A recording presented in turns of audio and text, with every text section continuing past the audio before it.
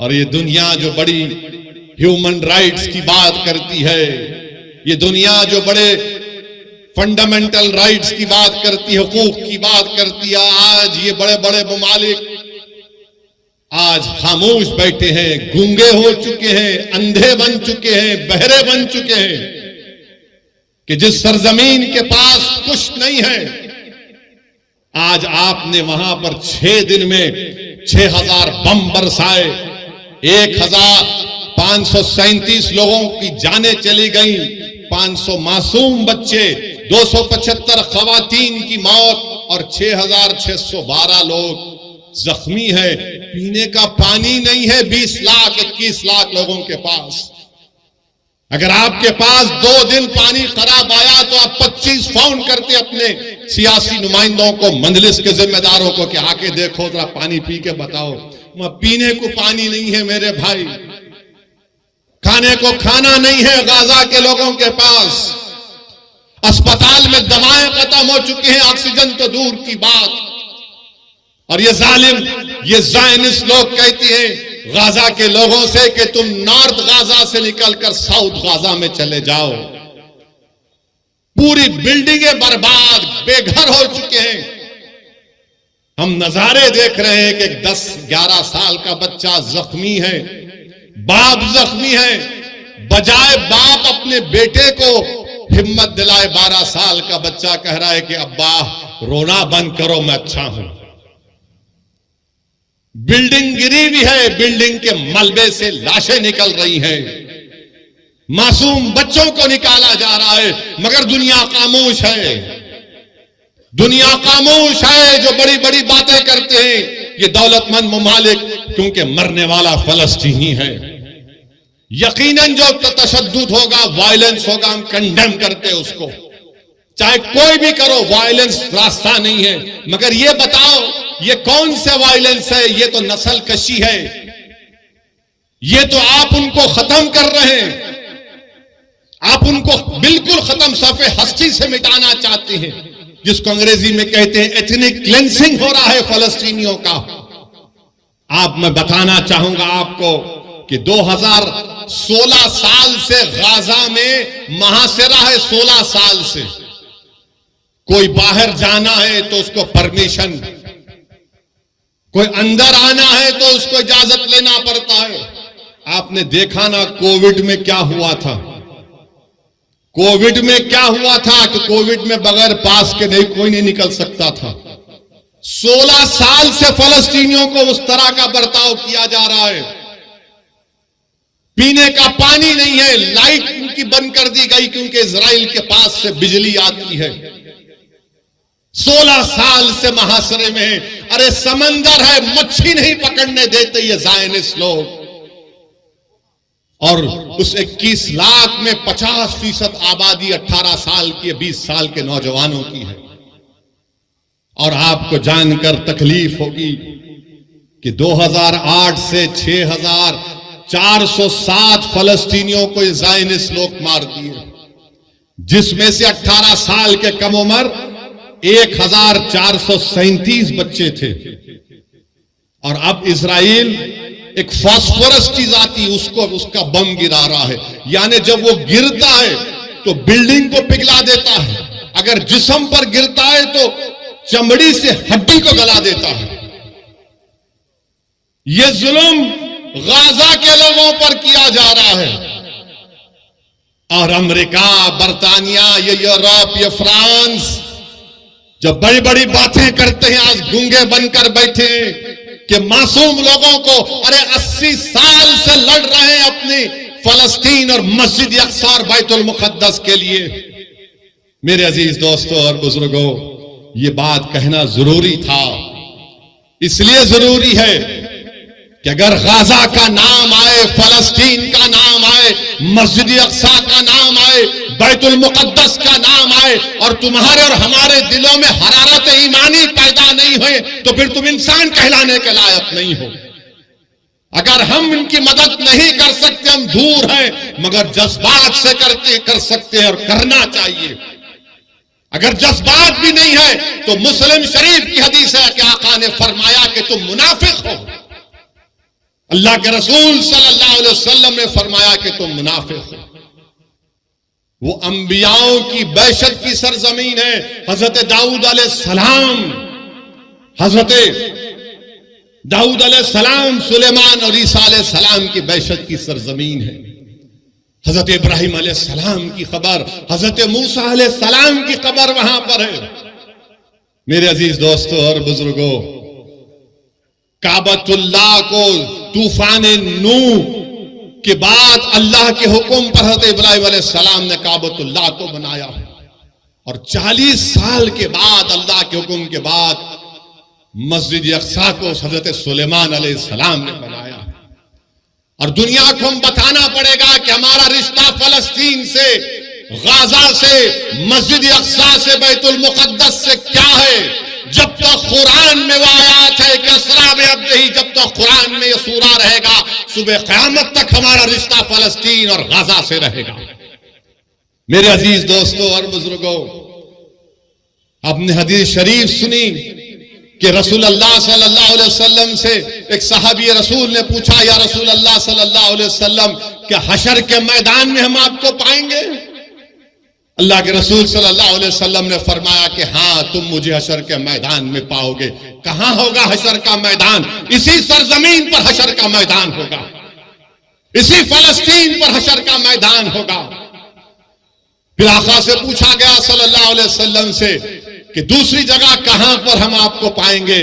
رسول اللہ صلی اللہ علیہ وسلم نے فرمایا کہ میں آب کوثر پر رہوں گا، میری امت پیاسی ہوگی، میں میری امت کی پیاس کو بجھاؤں گا۔ کہاں ہوگا حوض کوثر؟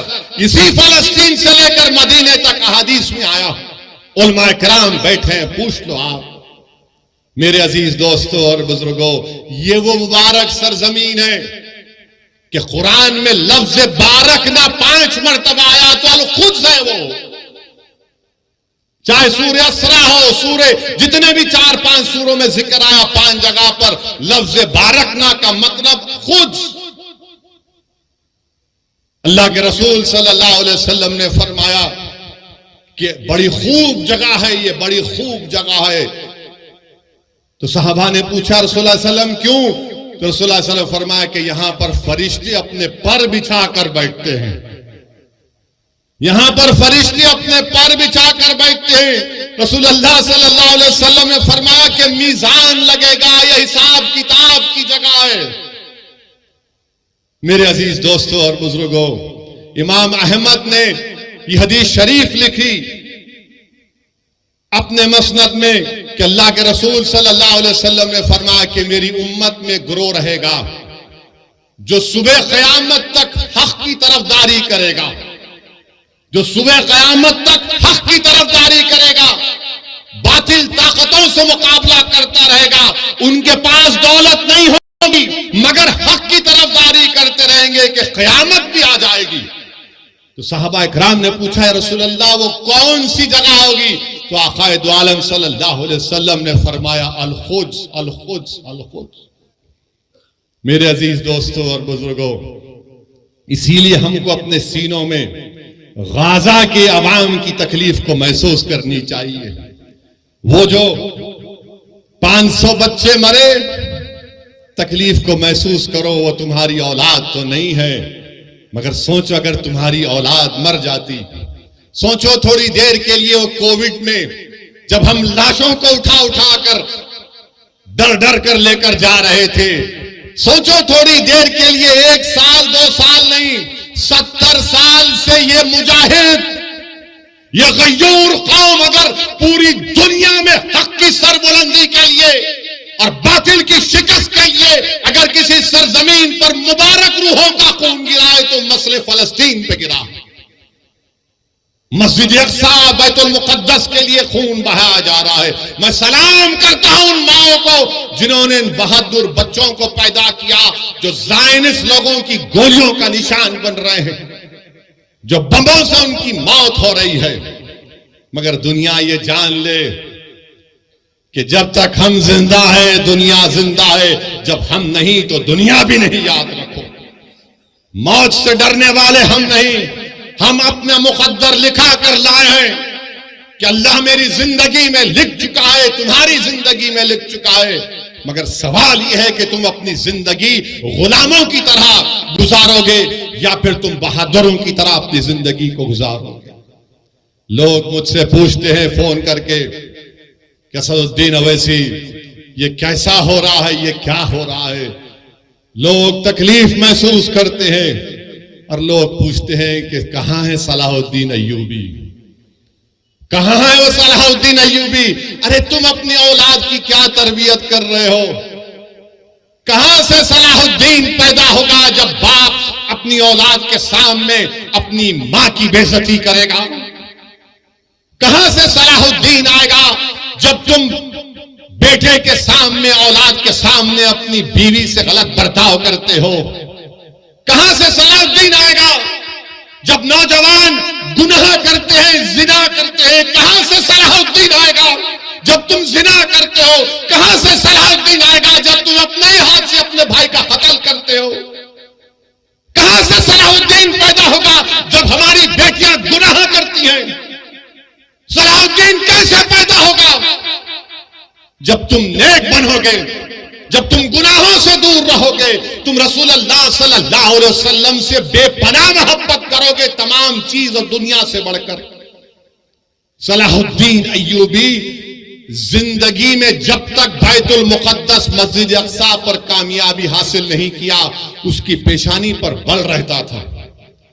بعض جگہ میں نے پڑھا کہ صلاح الدین ایوبی جب تک فلسطین پر کامیابی حاصل نہیں کیا وہ مسکراتا نہیں تھا۔ لوگ اس سے بولتے تھے صلاح الدین تم مسکراتے کیوں نہیں ہو، تمہاری پیشانی پر بل کیوں نہیں آتا؟ تو صلاح الدین کہتا تھا کہ قبلہ اول ہمارا رہا ہے۔ 17 سال رسول اللہ صلی اللہ علیہ وسلم نے قبلہ بنایا، وہ جگہ جہاں پر آقا دو عالم صلی اللہ علیہ وسلم زمین سے آسمانوں پر اللہ کا جا کر دیدار کرے، اس جگہ پر جب تک ہم کامیابی حاصل نہیں کرتے صلاح الدین کیسے مسکرائے گا؟ صلاح الدین کے پیشانی سے بل کیسے جائے گا جب قبلہ اول میرے ساتھ نہیں؟ میرے عزیز دوستو، بزرگوں، نوجوانوں، تم آج آرام سے حیدرآباد میں بیٹھے ہو، تمہارے گھروں پر بم نہیں گر رہے ہیں، تمہارے بھائیوں کا قتل نہیں ہو رہا ہے، تم بے گھر نہیں ہوئے ہو الحمدللہ، مگر غزہ کے غریب لوگ 21 لاکھ کی آبادی میں 10 لاکھ بے گھر ہو چکے ہیں، اور یہ ظالم اسرائیلی حکومت چاہتی ہے کہ ان تمام غزہ کے لوگوں کو خالی کرا دیا جائے اور اس کو سیکیورٹی زون بنا کر ان کو سینائی کے صحرا میں لے جا کر چھوڑ دیا جائے۔